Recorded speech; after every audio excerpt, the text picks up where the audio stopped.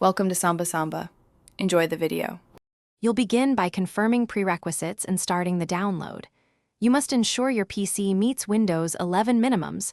Once done, back up important files and create a restore point. Next, open Settings, go to Windows Update, and click Check for updates so Windows scans for the feature update. If the update appears, select Download and Install. This begins the transfer. Make sure you're on a stable connection and have at least 20% battery or the AC adapter connected. You'll now manage the more detailed installation steps while the package downloads. Once the download finishes, review optional driver updates and defer any that conflict with critical software. Then choose active hours or schedule the restart to prevent disruptive reboots. During installation, watch progress indicators and let the upgrade run. Interruptions can corrupt the update. If prompted, sign in with your Microsoft account and follow on-screen choices for privacy and settings.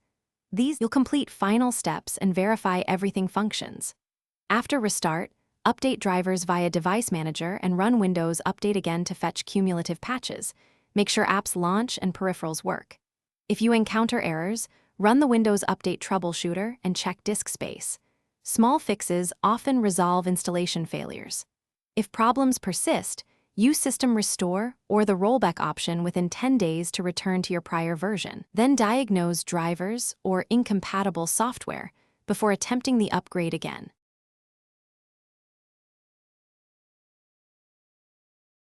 Thanks for watching. Consider subscribing if we helped you.